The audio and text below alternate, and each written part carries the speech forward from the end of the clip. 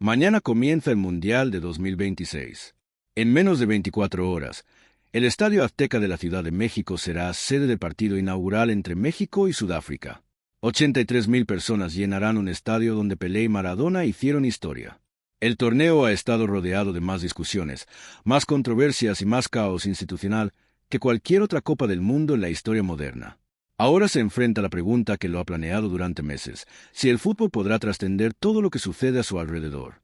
Esa pregunta la dejaremos para mañana.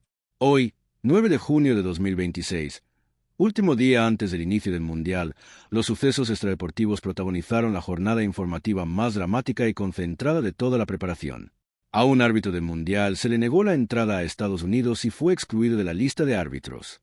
Su momento histórico, como el primer árbitro somalí seleccionado para un Mundial, se vio truncado antes de que se disputara un solo partido. La Federación Iraní de Fútbol afirmó que la FIFA había retirado la totalidad de las entradas que le habían asignado para sus 3 partidos de la fase de grupos, lo que impedía a la federación ofrecer una sola entrada a sus propios aficionados. Una de las voces más respetadas del fútbol inglés describió públicamente este Mundial como un caos.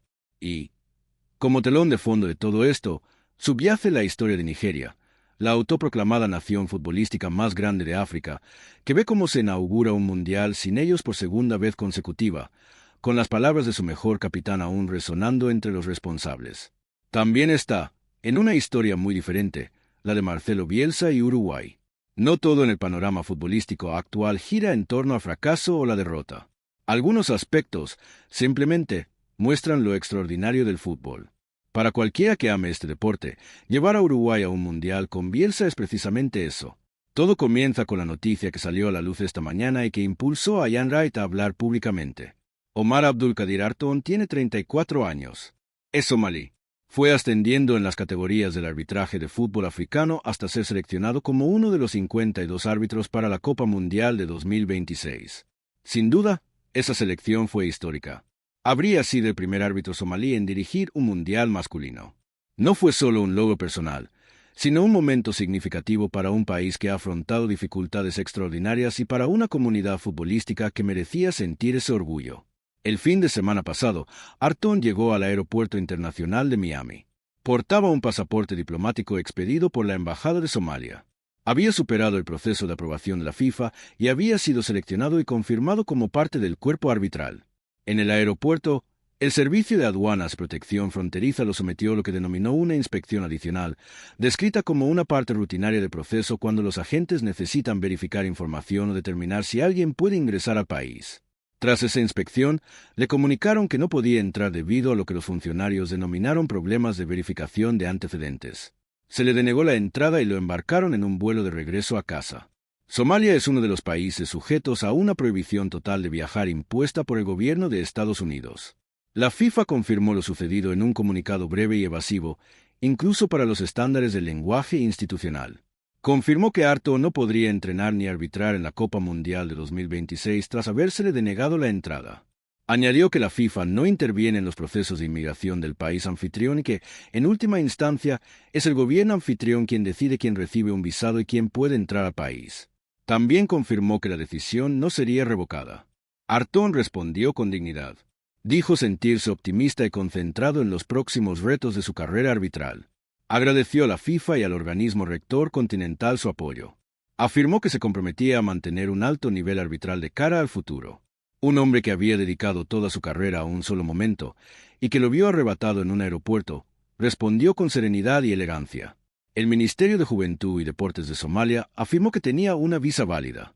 El motivo de la denegación se limitó a indicar problemas de verificación. No se proporcionaron más detalles. Ian Wright se enteró y habló con sus millones de seguidores en Instagram en un video que se compartió cientos de miles de veces en cuestión de horas. Dijo que acababa de leer que al árbitro somalí le había negado la entrada. Cada pocas horas, comentó, surge una nueva noticia. Aficionados, jugadores, directivos, periodistas y ahora árbitros. Dijo que se estaba riendo, pero que no era gracioso. Dijo que había que decir algo. Habló de las entradas carísimas, las más caras en la historia de los mundiales, además de los gastos de alojamiento y transporte. Preguntó si así era como se comportaban los anfitriones en el torneo más importante del mundo y si esto reflejaba el espíritu del fútbol. Dijo sentir mucha pena por los aficionados estadounidenses, que ansían este torneo, que lo han estado esperando con ansias y que deben sentirse avergonzados. Lo calificó como un mundial caótico. No eran palabras de alguien que intentara provocar problemas. Eran las palabras de un hombre que ha dedicado su vida al fútbol, que estuvo en Italia 90 cuando el mundial tuvo la sensación de estar inmerso en algo más grande que él mismo, y que trabajará como comentarista de televisión cubriendo este torneo. Observó todo lo que le rodeaba y llegó a una conclusión que sintió que debía expresar en voz alta. Cada pocas horas, una historia nueva. A las pocas horas de que saliera a la luz la noticia sobre el árbitro, llegó otra, aún más grave por lo que implicaba. La Federación Iraní de Fútbol emitió un comunicado en el que afirmaba que la FIFA le había retirado la totalidad de las entradas asignadas para sus 3 partidos de la fase de grupos en Estados Unidos. Cada federación participante en un mundial tiene derecho a recibir y distribuir el 8% de la capacidad del estadio para cada uno de sus partidos. Irán se enfrenta a Nueva Zelanda en un estadio con capacidad para 70.000 espectadores en Inglewood el 15 de junio, luego a Bélgica también en Inglewood el 21 y a Egipto en Seattle el 26. En el conjunto de estos partidos, la asignación asciende a varios miles de entradas por encuentro.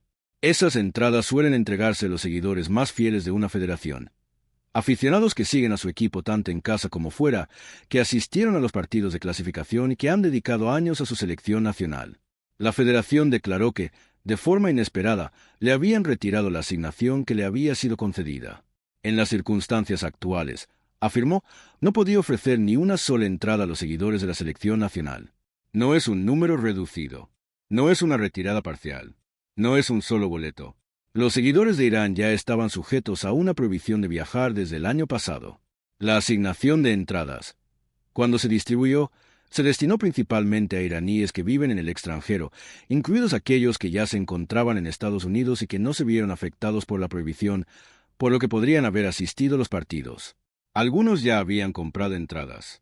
En el momento de redactar este texto, no estaba claro qué había sucedido con esas compras tras la supuesta revocación. La FIFA no emitió de inmediato un comunicado público confirmando o desmintiendo la afirmación de la federación. Dado lo que se alegaba, ese silencio fue significativo. Los jugadores de Irán llegaron a Tijuana el domingo. Los aficionados los saludaron al entrar a su centro de entrenamiento. A los directivos de la federación se les ha negado la visa para ingresar a Estados Unidos. El equipo cruza la frontera los días de partido y regresa a México cada noche. Ahora la federación afirma que las entradas destinadas a sus seguidores han sido retiradas.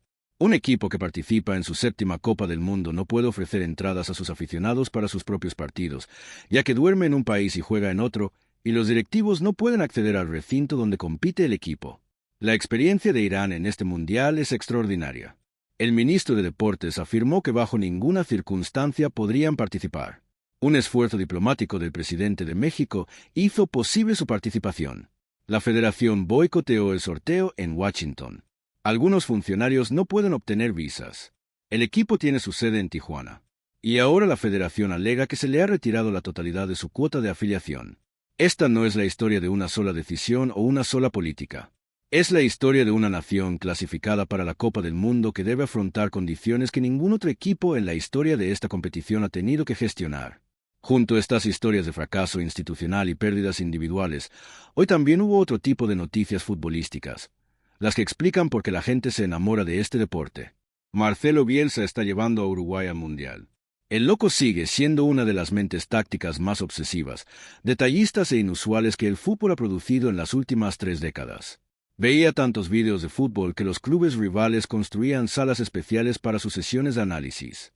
Una vez pasó toda la noche antes de un partido durmiendo en el área técnica de un estadio vacío para poder comprender las líneas de visión. Dirigió a Argentina, Chile, el Athletic de Bilbao y en Marsella con una intensidad que los jugadores describieron como aterradora y transformadora. Tomó las riendas de la selección uruguaya y la guió durante la fase de clasificación. Uruguay llega a este mundial en el Grupo H junto a México, Sudáfrica y la República Checa, el grupo inaugural donde todo comienza. Esto crea una fascinante contienda táctica entre el fútbol de presión organizado y de alta intensidad de Bielsa y el México de Javier Aguirre, en el país que ha acogido a Aguirre como uno de los suyos. La selección uruguaya de Bielsa incluye a Darwin Núñez, Federico Valverde y Rodrigo Bentancur, jugadores de auténtica calidad europea.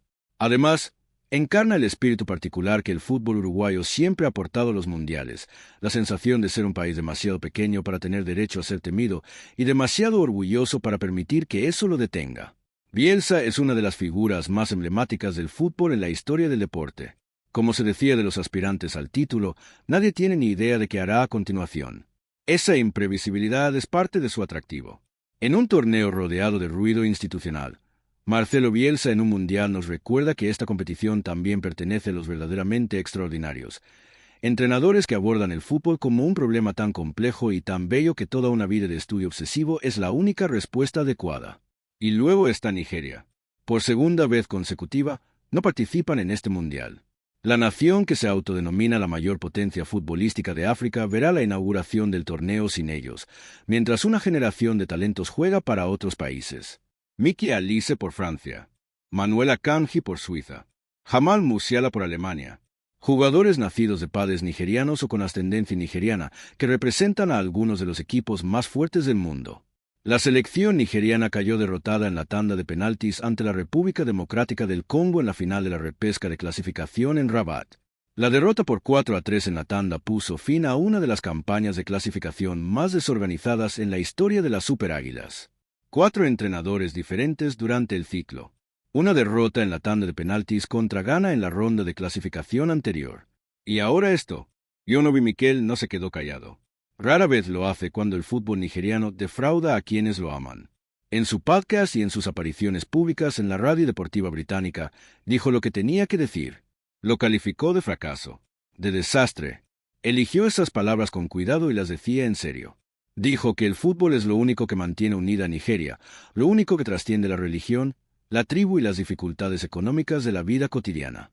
Ya sean Hausas, Yorubas o Igbos, musulmanes o cristianos. Cuando Nigeria juega, todos lo ven, todos apoyan y todos comparten la alegría.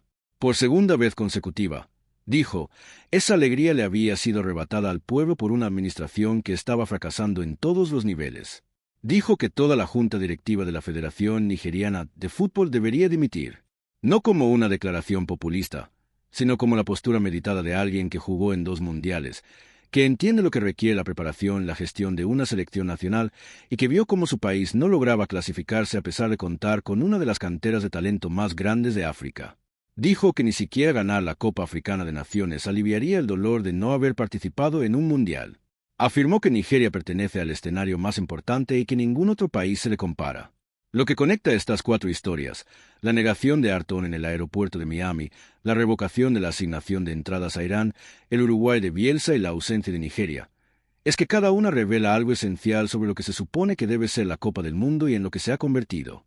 Un torneo diseñado para representar la universalidad del fútbol ha abierto sus puertas a 48 naciones, pero se las ha cerrado a un árbitro somalí que viajaba con pasaporte diplomático. Ha retirado la asignación de entradas para aficionados de una nación clasificada, días antes de su primer partido. Ha dado lugar a una historia de éxito como entrenador en Bielsa, pura alegría futbolística, ajena al ruido institucional. Y ha dejado la nación futbolística más poblada de todo un continente viendo el partido desde casa, con su capitán haciéndose la misma pregunta que los aficionados de Nigeria. ¿Cómo ha vuelto a suceder esto? La frase de Jan Wright, un mundial de caos, seguirá presente tras este torneo. No es una descripción injusta del 9 de junio en sí, sino que refleja la esencia de toda la preparación durante los últimos meses. Pero el caos no lo es todo. Mañana se inaugura el Estadio Azteca. Bielsa estará en algún área técnica de Norteamérica, probablemente sin haber dormido, revisando imágenes de partido contra Sudáfrica que nadie más se molestó en ver. Los jugadores de 48 naciones, incluyendo a los iraníes en Tijuana, quienes han superado más adversidades en su preparación que cualquier otro equipo en la historia de los mundiales, están listos. El balón está listo. A pesar de todos los fallos institucionales que rodean este torneo, el fútbol tiene una cualidad que sigue siendo difícil de controlar. Cuando empieza, empieza. Los momentos clave llegan de todos modos. Son indiferentes a las prohibiciones de visado, las revocaciones de entradas y los árbitros a los que se les niega el acceso en los aeropuertos. Suceden porque jugadores de auténtica calidad, bajo la máxima presión, en el escenario más importante del mundo, producen cosas que nadie había planeado ni podría haber previsto. Eso empieza mañana, y eso seguirá siendo cierto el 19 de julio.